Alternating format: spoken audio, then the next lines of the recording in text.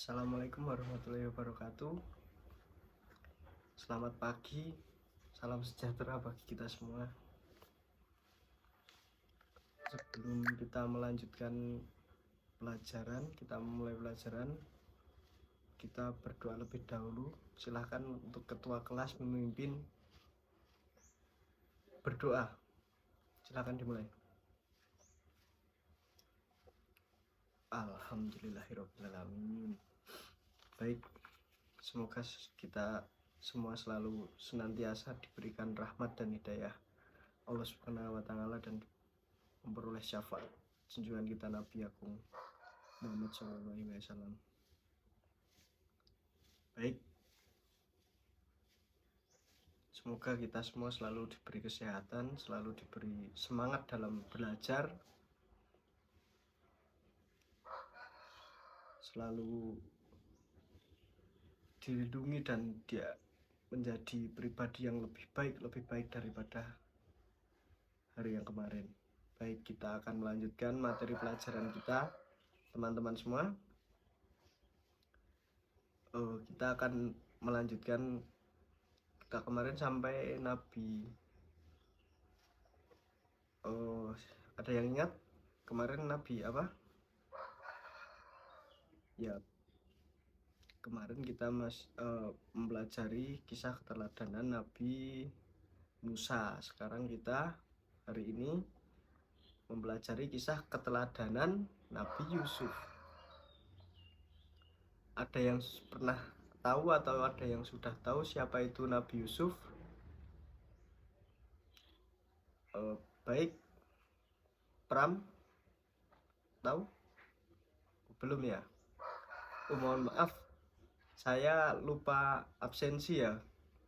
Kita absensi dulu sebelumnya. Al-Ghazali hadir? Baik, hadir. Kemudian Aurel hadir? Hadir. Kemudian Arsi hadir? Baik, hadir. Benny? Lantip? Pram? Dan Sastra? Baik, hari ini tidak ada yang absen ya. Kita lanjut ke materi tadi. Ada yang sudah tahu apa itu kisah Nabi Yusuf? Baik, kita mulai pelan-pelan ya, kita pelajari, kita implementasikan pada kehidupan sehari-hari kita. Pertama, Nabi Yusuf itu adalah Nabi, putra dari Nabi Yakub dengan Rahil, merupakan cucu dari Nabi Ishak. Nah, Nabi Yusuf ini adalah merupakan keturunan Bani Israel. Ada yang tahu apa itu Bani Israel? Baik, ada yang tahu? Belum tahu ya. Bani Israel adalah umat keturunan Nabi Yakub yang dikisahkan oleh Allah, yang ditakdirkan oleh Allah adalah sebagai keturunan yang memiliki kecerdasan yang sangat luar biasa, Bani Israel ini, hingga sekarang Bani Israel ini berkembang rasnya itu menjadi bangsa Israel yang saat ini menjajah Palestina ya. Dan luar biasanya itu para keturunan Bani Israel itu memiliki kecerdasan yang sangat luar biasa. Ada yang pernah tahu siapa itu Albert Einstein? Dia adalah seorang Yahudi, seorang yang memiliki IQ di luar batas kemampuan manusia normal. Beliau adalah seorang yang sangat cerdas dan itu dia salah satu keturunan Bani Israel. Kita berlanjut ke Nabi Yusuf ya. Nabi Yusuf ini dikaruniai paras yang sangat tampan. Itu adalah salah satu mukjizat Nabi Yusuf ya. Sejak kecil beliau ini ditinggal oleh ibunya, dan salah satu mukjizatnya adalah saat Nabi Yusuf masih kecil, beliau ini bermimpi melihat 11 bintang dan matahari serta bulan itu bersujud sama Nabi Yusuf. Jadi setelah beliau bermimpi tersebut, Nabi Yusuf ini bercerita dengan ayahnya Nabi Yakub. Kemudian Nabi Yakub yang telah membaca gejala atau tanda-tanda itu mempercayai bahwa anaknya ini kelak akan mewarisi nubuah menjadi seorang nabi. Kemudian dari Nabi Yusuf ini, karena sang ayah memiliki 12 putra dan salah dari duanya itu adalah Nabi Yusuf dan Benyamin. Nah, dua putra ini yang sangat disayangi Nabi Yakub karena perilakunya yang memang sangat baik. Kemudian saudara-saudara Nabi Yusuf ini karena kecemburuannya terhadap kedua saudaranya ini berencana buruk. Mereka ini berniat untuk mencelakai Nabi Yusuf dan adiknya Benyamin. Suatu ketika mereka berencana mengajak Nabi Yusuf untuk ke kota. Kemudian mereka berangkatlah di suatu tempat wisata ya. Kemudian saudara-saudara Nabi Yusuf ini melucuti pakaian Nabi Yusuf, kemudian memasukkan Nabi Yusuf ke dalam sumur. Nah, jahat sekalian kelakuan saudara-saudaranya, hanya untuk memperoleh perhatian atau kasih sayang yang lebih dari kedua orang tuanya. Kemudian saudara-saudara Nabi Yusuf ini pulang ke rumah, dan sebelum pulang dan menghadap Nabi Yakub, mereka ini sudah melumuri baju Nabi Yusuf dengan darah kelinci, dan mereka pun bersandiwara bahwa Nabi Yakub telah celaka dan diterkam harimau. Sedihlah Nabi Yakub. Beliau ini hanya bisa pasrah dan menerima keadaan bahwa putra kesayangannya yang sudah tanda-tanda akan mendapatkan nubuah seorang nabi malah celaka. Kemudian Nabi Yakub hanya bisa berpasrah diri. Nah, di sisi lain Nabi Yusuf yang masih di dalam sumur, beliau ini sudah sangat dehidrasi dan sangat kelaparan karena sudah berhari-hari di dalam sumur. Kemudian Nabi Yusuf ini mendengar suara dari dalam sumur. Nah, suara itu ternyata dari seorang musafir, dari rombongan musafir yang hendak ngambil minum dalam sumur itu. Kemudian mereka kaget, kok di dalam sumur ini ada orangnya. Mereka menyelamatkanlah Nabi Yusuf yang sudah kelaparan di dalam sumur. Kemudian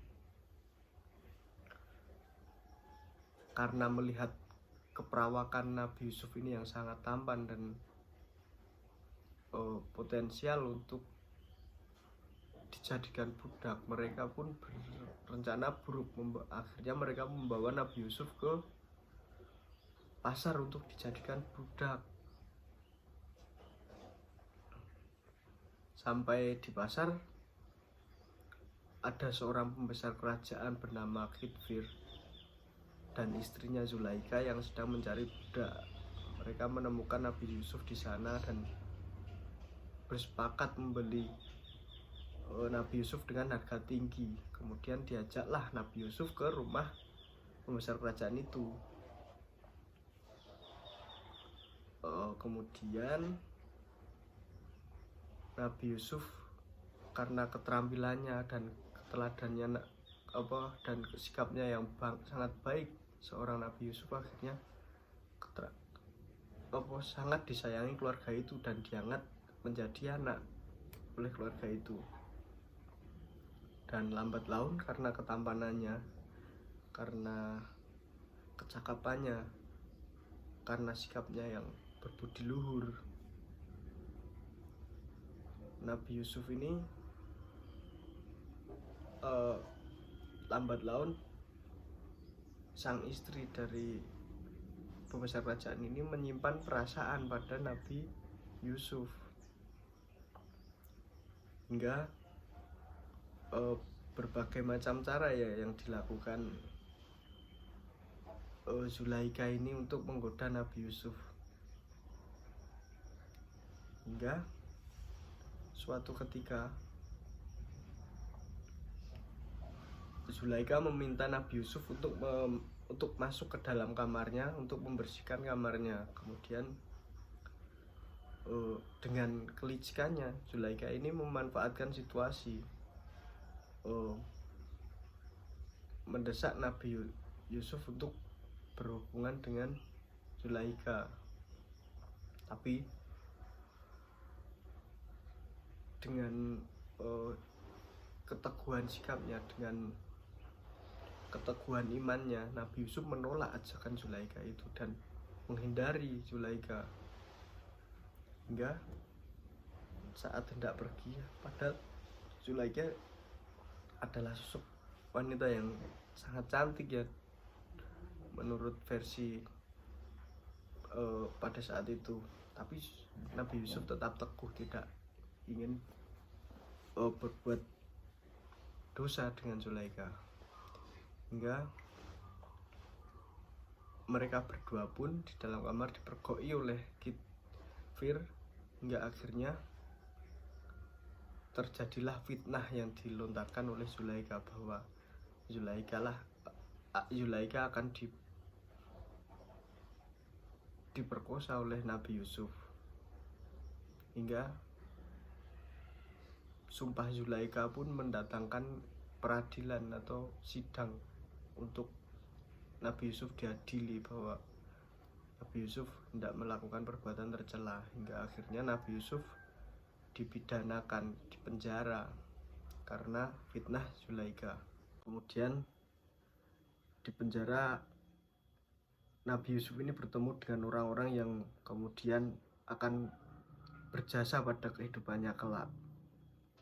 Setelah lama-kelamaan akhirnya fitnah Zulaikha ini terbongkar. Kemudian dari luar penjara teman Yusuf yang sudah keluar itu mengabarkan bahwa Nabi Yusuf adalah seorang yang mempunyai keahlian dalam meramal masa depan, atau karena dikaruniai Allah mukjizat yang bisa melihat masa depan, akhirnya Nabi Yusuf dipanggil oleh sang raja kerajaan Mesir saat itu untuk meramal gejala yang dia alami oleh kerajaan tersebut. Dan akhirnya karena keterampilannya Nabi Yusuf bisa meramal dan benar-benar terjadi bahwa ramalannya itu benar. Akhirnya Nabi Yusuf ini diangkat menjadi seorang semacam saat ini adalah pemimpin daerah. Kemudian Nabi Yusuf karena di daerah ayahnya tinggal dan keluarganya tinggal itu mengalami paceklik dan kekeringan, akhirnya keluarga Nabi Yusuf ini meminta bantuan pada Nabi Yusuf yang saat ini posisinya sudah menjadi seorang pemimpin. Akhirnya karena dengan kerendahan hati dan sikapnya Nabi Yusuf. Nabi Yusuf pun bertemu keluarganya, bertemu dengan saudara-saudaranya yang pernah mencelakai Nabi Yusuf. Hingga suatu ketika Nabi Yusuf bertemu dan tidak pernah menyimpan dendam sedikit pun dengan keluarga, dengan saudaranya. Akhirnya pun Nabi Yusuf bertemu dengan ayahnya, dengan keluarganya kembali. Sebaiknya kita senantiasa bersabar dan ikhlas menerima berbagai cobaan yang diberikan oleh Allah, kemudian tetap istiqomah pada iman kita, menjaga sikap dengan baik, menjaga perilaku kita dengan baik sesuai dengan perintah dan larangannya Allah. Kemudian kita sebagai umat muslim senantiasa harus berendah hati dan bijaksana dalam mengemban amanah, dalam mengemban tugas, jujur dan bersungguh-sungguh dalam mengamalkan tugas. Mungkin itu sekian pelajaran kita pada hari ini, pertemuan kita pada hari ini. Kita lanjut sesi diskusi dan tanya jawab ya teman-teman. Sebelumnya mohon maaf. Wassalamualaikum warahmatullahi wabarakatuh.